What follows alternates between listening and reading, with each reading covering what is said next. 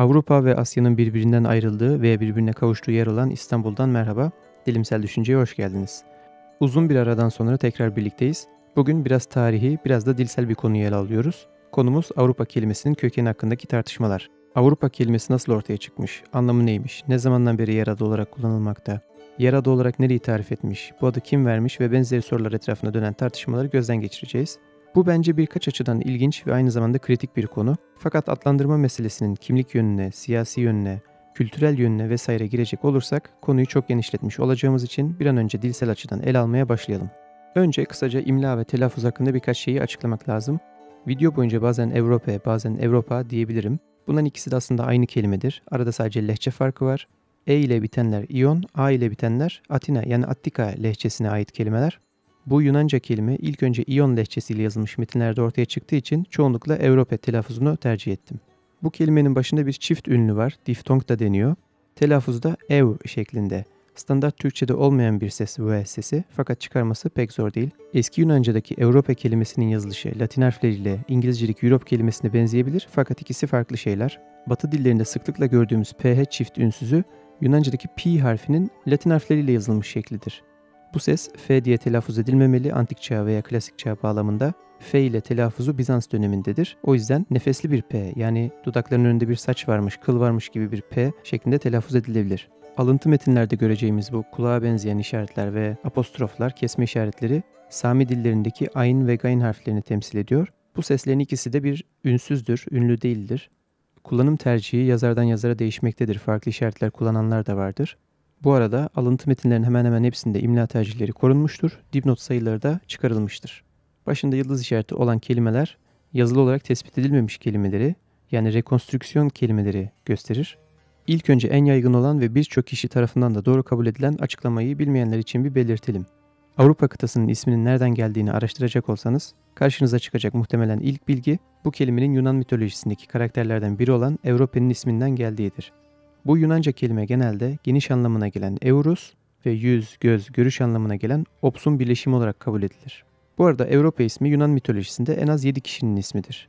Bunlardan biri Fenikeli bir prenses, biri de Okyanos adlı nehir titanının kızıdır. Fenikeli prensesin kimliği hakkında çeşitli görüşler vardır. Ya Fenike kralı Agenor oğlu Poynix'in kızıdır ya da Agenor'un doğrudan kızı Poynix'in de kardeşidir. Mitolojide Zeus, Avrupa'ya aşık olup onu arzulamış, onu kandırmak için beyaz bir boğa kılığına girip onu Fenike'den Girit'e kaçırmış. Girit de Zeus ve Avrupa'nın 3 oğlu olmuş. Radamanthus, Sarpedon ve Minos. Prenses olmayan Avrupa ise Tethys'ün ve dünyanın etrafını kuşatan bir nehir olan Okyanos'un kızıdır. Tabii ki de mitolojide bu hikayelerin irili ufaklı birçok detayı, daha da önemlisi birçok farklı versiyonu vardır. Eskiden internet, WhatsApp falan olmadığı için farklı yörelerdeki insanların kulaktan kulağa, nesilden nesile aktardıkları hikayeler, efsaneler öyle matbaadan çıkma gibi tek tip standart değildi. Bu prensesin Girit'ten sonra Likya'ya yani Anadolu'ya geçtiği ve bugünkü Yunanistan anakarasına ayak basmadığı kabul ediliyor. Belki basacak bir ayağı gerçekte yoktu. Belki de Avrupa denen karakter gerçek bir kişi değil de Fenikelilerin batıya doğru uzanan hatta ta İspanya kıyılarına varan kolonizasyonunu temsil ediyordu. Yunanlıların teşhis etmeyi yani soyut şeyleri şahıslaştırmayı, kişileştirmeyi sevdiği alem şumul malum bir şey. Avrupa kelimesi Yunanca metinlerde ilk kez nerede karşımıza çıkıyor bir bakalım. Bu kelime ilk kez Hesiodos'un Theogonia adlı şiirinde geçiyor. M.Ö. 8. asırda doğduğu düşünülen Hesiodos, eserin adı olan Theogonia'dan da anlaşılacağı üzere tanrıların doğuşunu, soyunu, sopunu anlatıyor, bir nevi şeceresini çıkartıyor. İşte bu şiirde 357. mısrada Avrupa kelimesi dünyayı sarmaladığına inanılan Okyanos'un kızının adı olarak ilk kez karşımızda. Hesiodos ile hemen hemen çağdaş olan Homeros'un İlyas adlı destanında Avrupa adı geçmez fakat 14. bölümün 321. mısrasında çok ünlü Poynix'in kızı diyerek adı verilmeden Fenikeli Avrupa'dan bahsedilir. Yani Poynix'in kızına değiniliyor ve adı verilmiyor. Adı biliniyordu da mı verilmiyordu yoksa bilinmiyordu da mı verilmiyordu orasını Allah bilir. Şu durumda Hesiodos'un ve Homeros'un bahsettiği Avrupalar başka başka. Biri Okyanos'un kızı, biri Fenike kralının kızı. Buraya da bir soru işareti koyalım bu arada. Fenike prensesinin ismi zikredilerek geçtiği ilk yer ise Hesiodos'a ya da onu taklit eden bir yazara ait olduğu düşünülen Günaikon Katalogos yani Kadınlar Kataloğu adlı eserdir. Bu eser günümüze tam olarak gelememiştir. Farklı yazarların parçalar aktarmasıyla veya eski papirüslerin bulunmasıyla günümüze kısmen gelmiştir. Bu eserde yazar, Hesiodos veya kimse artık, Yunan mitolojisindeki önemli kadınları, onların çocuklarını, ilişkilerini, eşlerini anlatmaktadır. Bu metnin günümüze ulaşan parçalarından biri 19A numaralı fragmandır. Burada Zeus Europa'ya ilk görüşte aşık oluyor. Europa, Zeus tarafından katakuli yoluyla Fenike'den Girit'e kaçırılıyor ve orada evleniyorlar. Bu ekranda gördüğünüz 19A numaralı fragman dışında bir de 19 numaralı bir fragman var. Fakat İngilizcesini bulsam da Yunancasını bulamadığım için slayta eklemiyorum. İki fragmanda da Fenike prensesinin adı geçiyor. Fragmanın konusu da aynı. Zeus'un genç kızlara ne yaptığı anlatılıyor. Kaçırdığımız bir şey yok yani. Europa'nın yer ismi olarak geçtiği ilk metin ise Homeros ilahilerinden biri olan Apollon'a ilahi adlı 546 dizilik ilahidir. M.Ö. 8. asırda yaşamış Homeros'tan kısa bir süre sonra ortaya çıkan bu ilahilere Homeros ilahisi veya Homerosçu ilahi denmesinin sebebi bunların İlyas ve Odüsseya destanlarındaki vezin ölçüleri ve üslup ile yazılmış olmalarıdır.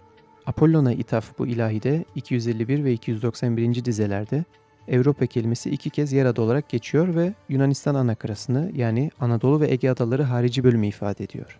Kökenle ilgili tartışmalara bakacak olursak Akdeniz sahillerini gezip gördüklerini anlatan Bodrumlu Herodotos, Europa isminin nereden geldiğinin, anlamının ne olduğunun bilinmediğini ifade ediyor. Burada Herodotos'un Europa kelimesini Yunanca geniş gözlü veya geniş bakışlı gibi bir anlama bağlamaya hiç uğraşmadığını görüyoruz. Sonraki çağların yorumlarına geçmeden önce Yunanlar bu Europa konusunda ve kelime alışverişi konusunda ne düşünüyormuş bir ona bakalım. Mikrofonumuzu tarihin babası Herodotos'a ve ideaların babası Platon'a uzatalım. Platon Yunanların barbarlardan yani Yunanca konuşmayan milletlerden kelime aldığını, Herodotos da tanrı adlarının bile Aegyptos'tan yani Mısır'dan geldiğini söylüyor. Herodotos'un tanrı adları hakkında söyledikleri epey tartışılmış. Zira temel Yunan tanrı adlarının neredeyse hiçbiri Mısır dilinden gelme değil. Herodotos'un bu kafa karıştırıcı ifadeyle ne demek istediği üzerine Richmond Latimore'un 1939'da yazdığı İngilizce bir makale için kaynakça dosyasına bakabilirsiniz. Kaynakça dosyasında notlar, öneriler, başvurduğum metinlerin çevirileri, kendime yaptığım düzeltileri bulabilirsiniz. Platon ve Herodotos'un söylediklerinden ve ayrıca Yunanca'daki Yunanca kökenli olmayan birçok kelimeden yola çıkarsak, Yunanların başka dillerden kelime almasının gayet normal olduğunu söylemek lazım. 12. asır ulemasından Selanik başpiskoposu Eustatios'un belirttiğine göre Herodotos'tan bir nesil sonra doğan Ellisli Hippias, Asya ve Avrupa kıtalarının isimlerinin okyanusun kızlarının isimlerinden geldiğini söylemiştir. Avrupa kelimesinin karanlık ile ilgili olduğuna değinen ilk kişi ise bulabildiğim kadarıyla İskenderiyeli gramerci ve sözlükçü Hesychios'tur. Milattan sonra 5. veya 6. asırlarda derlediği Synagoge Pason Lexion Katastoicheion yani adına Türkçe olarak tüm kelimelerin alfabetik derlemesi diyebileceğimiz sözlüğünde Avrupa kelimesinin açıklamasına Horates Düseos Eis Koteini yani Türkçesiyle batan güneş diyarı, karanlık olan yer yazar. Telaffuza çok takılmayın lütfen. Hesychios burada bu kelime şu dilden gelmedir, bu dilden gelmedir gibi bir açıklama yapmaz. Sadece kelimeyi ve anlamını yazar. Avrupa'nın bir Sami dilinden geldiğini söyleyen ilk kişi ise yine bulabildiğim kadarıyla 17. asır alimlerinden Samuel Bochard'dır. Louis Derouan'ın Le Nom de l'Europe, son origine et son histoire adlı makalesine göre Semitik köken teorisi Fransız teolog Samuel Bochard'a kadar geri gidiyor. Açıkçası Samuel Bochard'ın 1646 tarihli eserine Google Books üzerinden göz attığımda Derouan dediği gibi Avrupa kelimesinin değil, Erebos kelimesinin Sami kökeninden gösterildiğini görüyoruz. Ben bu 1200 küsür sayfalık kitabı kelime aratma yöntemiyle 1 saat boyunca pek olmayan Latince bilgimiyle taradım. Metin içinde Avrupa kelimesi çokça geçse de Sami bir kökenden geldiğine dair ifade göremedim. Bulan gören varsa ve paylaşırsa hep beraber nasiplenmiş oluruz. Sami köken görüşünü savunanlar arasında Avrupa'nın yanı sıra Erebos'un da aynı kökten geldiğini öne sürenler var. Erebos, Yunan mitolojisinde ölülerin gittiği karanlık yeraltı diyarı. Fakat Yunanca ile aynı dil ailesinde bulunan akraba dillerde de Erebos'a yapı ve anlam yönünden benzeyen kelimelerin olması, Erebos'un Yunanca'ya dışarıdan gelmiş bir kelime olması ihtimalini zayıflatmaktadır. Metinlere bakmaya M.Ö. 8. asırdan başladık. Çünkü Yunanlar o dönemden beri alfabetik yazıyı kullanmakta. Peki Yunanlar daha önce başka yazı kullanmış mıydı ve Yunanlardan daha evvel başkaları Avrupa adını yazıya geçirmiş mi? Girit adasındaki Minoslular M.Ö. 1800'ler ile M.Ö. 1450'ler arasında şu an adına lineer A denen bir hecesel yazı kullanıyorlardı. Bu yazı henüz çözülmediği için eldeki tabletlerde ne yazdığı bilinmiyor. Minoslulardan sonra Mikenler M.Ö. 1450'li ve M.Ö. 1000'li yıllar arasında bugünkü Yunanistan'ın kuzeyinde yaşamışlar ve lineer A'dan türediği düşünülen lineer B adlı yazıyı kullanmışlardır. Bu lineer A ve lineer B isimleri tabi modern isimler. Bu lineer B yazısı çözülmüştür ve okunabilmektedir. Fakat lineer B ile yazılmış külliyatta Avrupa kelimesi geçmemektedir. Çünkü geçiyor olsaydı Avrupa kelimesini tartışan uzmanlar mutlaka ondan söz etmiş olurdu. Ya emin olmadan nasıl bilgi veriyorsun? Bu nasıl dilimsel düşünce videosu böyle diye çıkışabilirsiniz. Bu kadar argumentum ex silentio kadı kızında da olur. M.Ö. 11. asır ile Homeros ve Hesiodos'un ortaya çıktığı M.Ö. 8. asırı arasındaki 3 asırlık dönem karanlık dönem olarak bilinir. Artık ne olduysa Yunanlar yazıyı unutmuş, 3 asır boyunca yazmamış ve daha sonra yazıyı Fenikelilerden öğrenmiştir. Hatta Herodotos'un aktardığına göre Zeus Europa'yı kaçırınca Europa'nın abisi Katmos da kayıp kardeşini aramak için yola çıkar, batıya doğru, Yunanistan'a gelir, Yunanistan'dakilere de harfleri öğretir. Yunanlar da zaten bunlara Fenike harfleri der bu sebeple. Evet, Europa isminin antik çağ metinlerinde nasıl ele alındığının çerçevesini kabaca çizdik. Moskos, Simonides, Eumelos, Bakülides ve daha birçok antik çağ yazarı Europa efsanesi hakkında yazmışsa da bunların ancak bir kısmı günümüze ulaşmıştır. Tüm metinler bugün elimizde olsaydı bildiklerimiz farklı olabilirdi. Ya Ümit harita neyin, görsel başka bir şey yok mu diye soracak olursanız, buyurun biraz da haritalara göz atalım, şekil olsun. Europa'nın yer adı olarak nereye tekabül ettiğine bakalım şimdi. İlk olarak karşımıza Yunanistan anakarasını ifade etmek için çıkmıştı.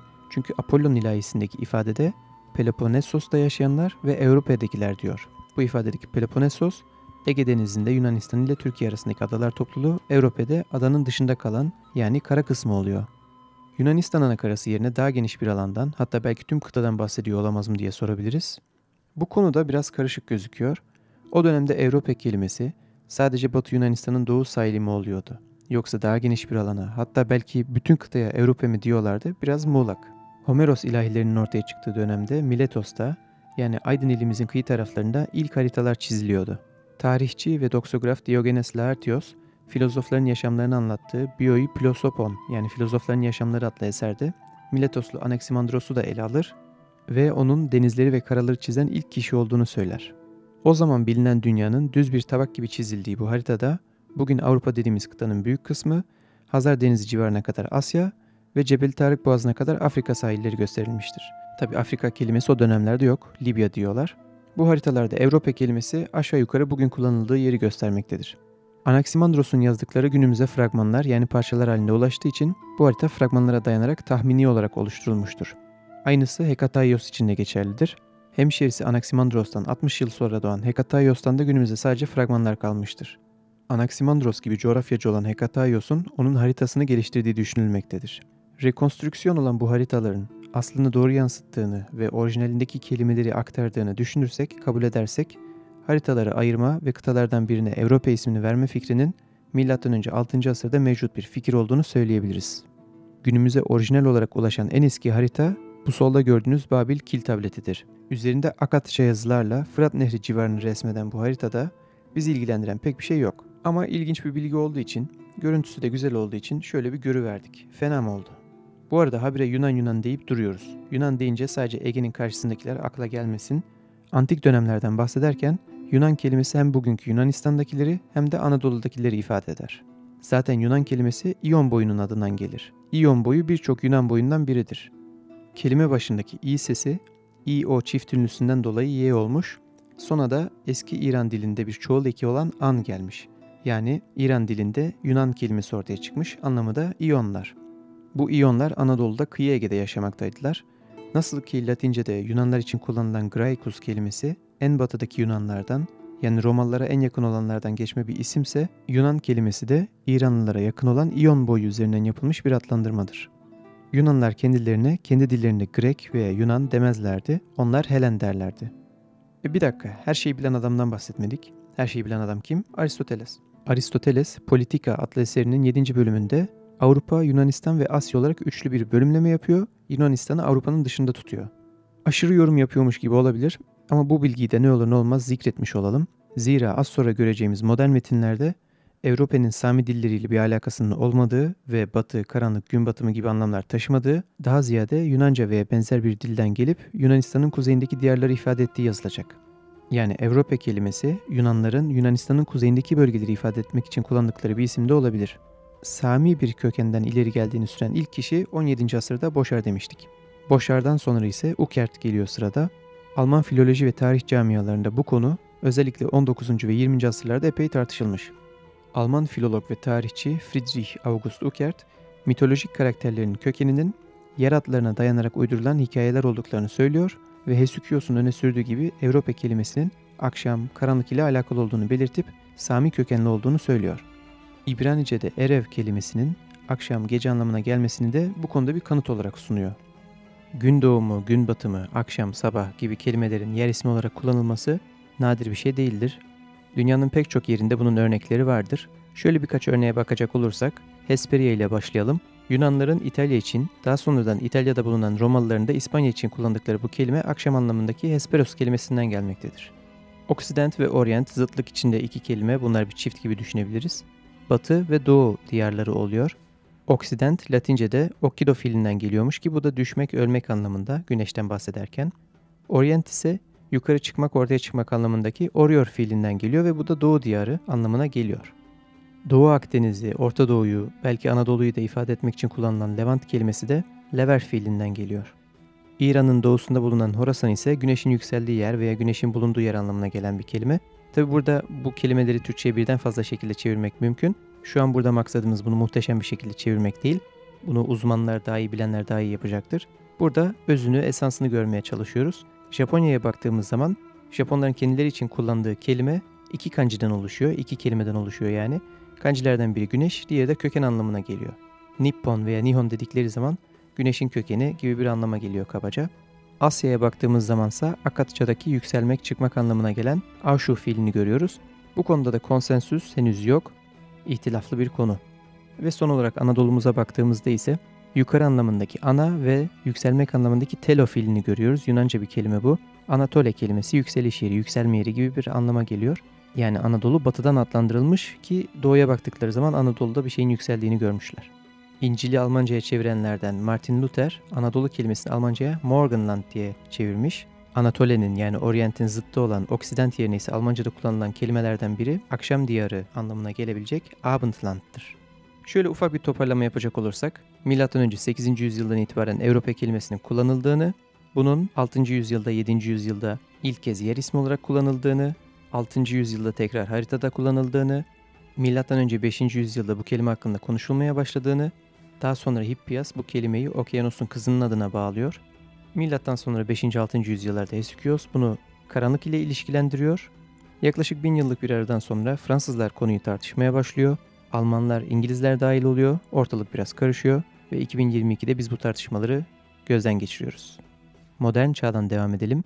Bukert'ten bir 50 yıl kadar sonra Alois Vanicek adlı Çek yazar, Yunanca ve Latince'de alıntı kelimeler adlı kitabında Avrupa kelimesini Sami kökenli gösterir ve çok detaya girmez.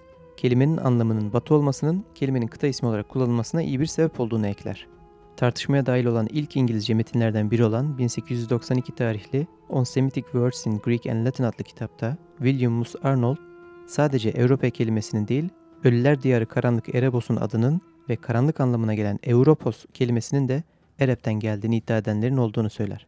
Bu kelimeler Yunanca'ya geçtikten sonra Erepnos diye bir formdan karanlık anlamında Erebos diye ayrıca bir sıfatın türediğinin iddia edenlerin olduğunu da söyler. Arnold'a göre yeraltı dünyası olan Erebos'un ismi dışında bir de sıfat olan bir Erebos'un türemiş olması için Yunanlıların bu kelimeyi epey erken bir dönemde Orta Doğu'dan almış olmaları gerekir. Fakat kendisi buna şüpheyle yaklaştığını bildirir.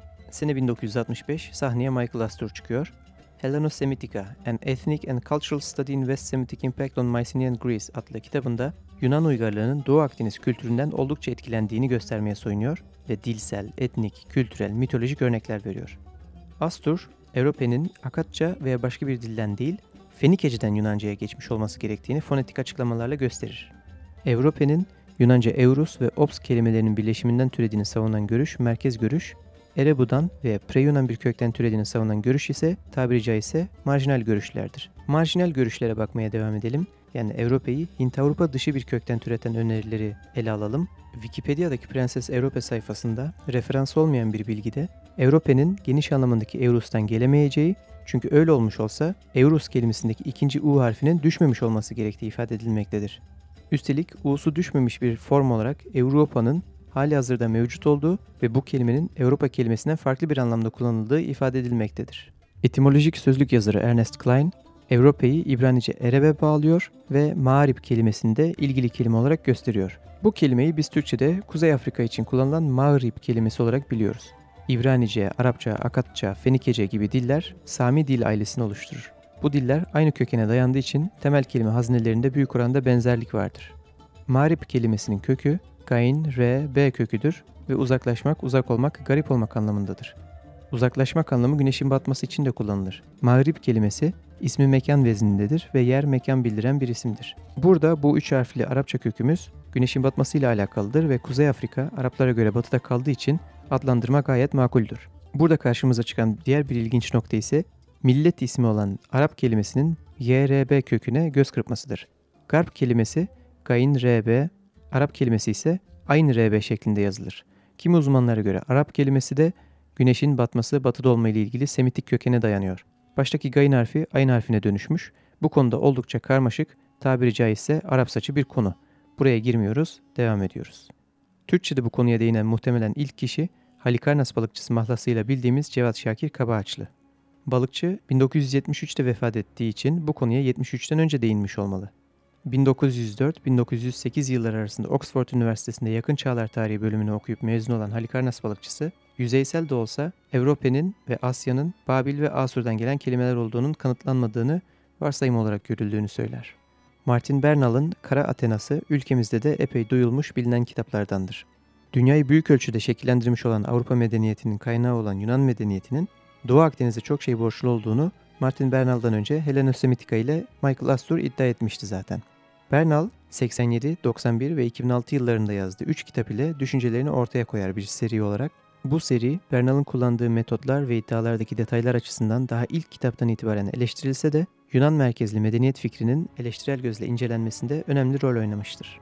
Bernal 87 tarihli ilk kitapta Avrupa kelimesinin Arap'tan geldiğini belirtmekle yetinir, bu konuda başka bir şey söylemez.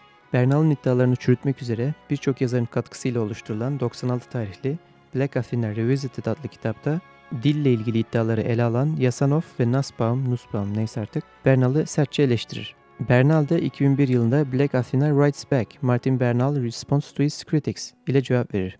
Zaten kitabın adının Türkçesi de Kara Athena karşılık veriyor, Martin Bernal eleştirmenlerine yanıt veriyordur. Özetle Martin Bernal, Avrupa'nın Arap'tan geldiğini eserlerinde kabul eder fakat detaylı bir açıklama yapmaz. Kara Athena serisinin 2006 yılındaki son kitabı The Linguistic Evidence yani dil bilimsel kanıtlar alt başlığını taşır fakat burada da Avrupa kelimesiyle ilgili tatmin edici bir şey pek bulmayız. Sami dillere biraz uzanalım şimdi. Akatça, Arapça, İbranice vesaire dillerde karşımıza çıkan ve karanlık olma, güneşin batması ile alakalı bu köken birçok başka Hami Sami dilinde de görülmektedir. Hami Sami dilleri etimolojik sözlüğü bu dillerden örnekler vermekte. Ereb'in anlamının gün batımı anlamına geldiği konusunda kimsenin bir itirazı yok.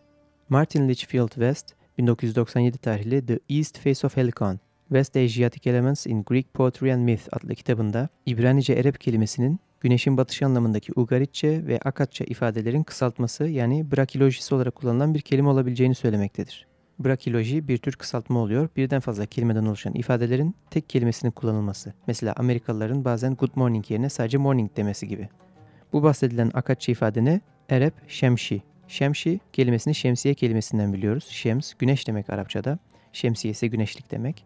Yani güneşin batışı anlamına gelen iki kelimelik ifadede güneş kelimesi düşmüş, geriye batış veya batım anlamındaki kelime kalmış. Avrupa ve Erebus tartışmasına başka kelimeler de dahil oluyor demiştik. Bunlardan biri Erebos'tu. Fakat Erebos'un Semitik bir dilden alınmayıp özbeöz Hint-Avrupa kelimesi olduğu, Kotça'daki Rikis, Sanskritçe'deki Rajas ve Ermenice'deki Eres gibi kökteş ve anlamdaş kelimelerin mevcudiyetiyle kanıtlanmış varsayılmaktadır. Bu Rikis, Rajas, Erek, Erebos gibi kelimelerin ortak kökünün Proto-Hint-Avrupa dilinde yani Yunanca'nın, Sanskritçe'nin, Gotça'nın da ayrışmamış halinde Rekvos gibi bir kelime olduğu tahmin ediliyor. Okunuşa çok takılmamak lazım. Yine de Yunanca Erebos'un Arap'tan geldiğini iddia edenler yok değildir. Daha Avrupa'nın aklından gelememişken bir de Erebos'a girersek bu işin altından kalkamayız. O sebeple Erebos'u pas geçip yola devam ediyoruz. Bu arada neden Erebos kelimesi Yunanca'dan Sami dillerine Arap diye geçmiş olmasın diye soracak olursanız bu pek mümkün gözükmüyor. Çünkü az önce Hami Sami etimolojik sözlüğünde gördüğümüz gibi birçok Hami Sami dilinde karanlık ile ilgili kelime var ve 2. Bu kelime Yunanca'dan alınmış olsa Yunanca Erebos'ta kelime başında ayın veya gayın gibi sessiz harfler yok. Sami dillerinden neden eklenmiş olsun? Bunu tersten de sorabiliriz. Bu boğazsız ünsüz ile başlayan Erebu kelimesi Yunanca'ya geçtiyse bu kelime Yunanca'da neden çift ünlüyle başlıyor? Etimolog Sevan Nişanyan 9 Mart 2015 tarihli ve Nektar ve Batı başlıklı yazısında Fenik alfabesindeki ayın harfinin Yunan alfabesine O harfi olarak geçtiğini ve Erebu'nun Yunanca'ya Oereba şeklinde geçmiş olabileceğini belirtiyor ve bu kadarının yeterli olduğunu diyor. Yeterli olduğu düşünülebilir bir açıdan çünkü Yunanların halk etimolojisi yapmayı sevdiği, ki bunu her halk yapar herhalde. Halk etimolojisi şöyle bir şey. Duymadığımız, anlamını bilmediğimiz, dilimizin dönmediği bir yabancı kelimeyi dilimizin döndüğü bir şekilde almak. Mesela İtalyanca palleomezza'nın Türkçe'ye balyemez olarak geçmesi. Bunu Yunan açısından düşünürsek baştaki çift ünsüzün ev şeklinde düzeltilmiş olması ihtimaller arasındadır. Ev Yunanca'da iyi, güzel anlamına gelir ve birçok kelimenin başında bulunur aslında. Ve özellikle Yunanlar bunu Yunanca olmayan kelimeleri Yunancalaştırmak için yani kendi dillerini aldıkları zaman kullanmışlardır. Mesela eski Farsça ufratu Yunanca'ya Euphrates olarak geçmiştir. Bugün Fırat olarak bildiğimiz kelime veya Akatça ulai kelimesi Yunanca'ya Eulaios olarak geçmiştir. Alfabe demişken Fenike alfabesini ve Klasik Yunan alfabesini de bir karşılıklı olarak görmek güzel olur. Bu gördüğümüz tabloda sarı işaretlenmiş harfler Fenike'den Yunan'a geçerken ses değişimine uğramış. Alfabenin en başındaki Fenike harfi aslında bir ünsüzü gösteren Alep harfidir. Fakat Yunanca'da o ünsüz ses olmadığı için harf de boş kalmasın diye A seslisini göstermişler. Aynı durum 8. ve 16. sıradaki harfler için de geçerli. Bunlar da Fenike alfabesinde birer sessizken Yunanca'ya geçtiklerinde sırasıyla E ve O sesleri için kullanılır olmuşlardır. Fenike alfabesi sadece sessiz harflerden oluşur. Sesli harfleri alfabeye ilk kez Yunanlar katmıştır M.Ö. 8. yüzyılda. Europe, What's in the Name adlı kitapta Peter Gummers, Akat yazıtlarındaki Erep ve Asu kelimelerinin Avrupa ve Asya yer adları olarak yorumlanmaması gerektiğini belirtiyor. Osmaniye'deki Karatepe kazı alanında bulunan ve M.Ö. 9. 10. asırlara ait yazıtta kral şöyle diyormuş. Batan güneşteki güçlü ülkeleri fethettim ve bozguna uğramışları krallığımın doğan güneşinin uçlarına sürdüm. Gomers, kıta isminin pre-Yunan bir kelimeden geldiğini belirtir. Yunanlar bugün Yunanistan olan yere kuzeyden Makedonya taraflarından yaklaşık 4200 yıl önce gelmeye başlamıştır. Bu göçler dalgalar halinde birkaç asır sürmüş. Yazarın kitabında 62. sayfada değindiği krallar listesindeki Europes isimli kral da bu tarihlerde Sikyon adlı şehir devletinin kralıymış. Yunanlılar gelmeden önce veya gelmeye başladıktan hemen sonra krallık yapan bu arkadaşın adının Yunanca olmadığını savunmakta yazar. Yani özetle Yunanlar, Helenler Yunanistan'a gelmeden önce Europes diye bir kişi adı zaten mevcut. Bu ad sonradan yer adı olarak da kullanıma girmiş olabilir. Europe'nin Hint-Avrupa kökenli veya Semitik kökenli değil de başka bir kökenden olduğu görüşünü savunanlardan biri de Hollandalı dil bilimci ve etimolog Robert Beeks'tir. Beeks de Avrupa isminin Yunanlar bugün Yunanistan olan yere gelmeden önce dahi yer ismi olarak kullanıldığını ve Yunanca'ya başka bir dilden geldiğini söylüyor. Görüşünü desteklemek için de fonetikle ilgili harflerle seslerle ilgili birkaç detay sunuyor. Bu detaylardan birinde parantez içindeki kısımda kelimede euro olamaz, eğer olsaydı ikinci u korunmuş olurdu gibi bir ifade var.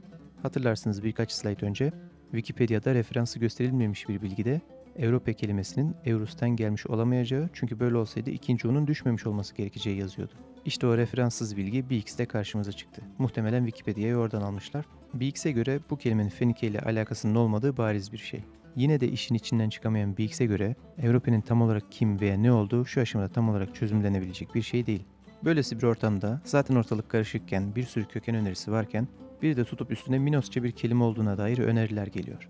Alexander Akulov'un 2017 tarihli makalesinin linki bu videonun kaynakça dosyasının ileri okumalar bölümünde. Akulov'a göre Avrupa kelimesi Minos dilinde boğa anlamına gelen Rup kökünden gelme.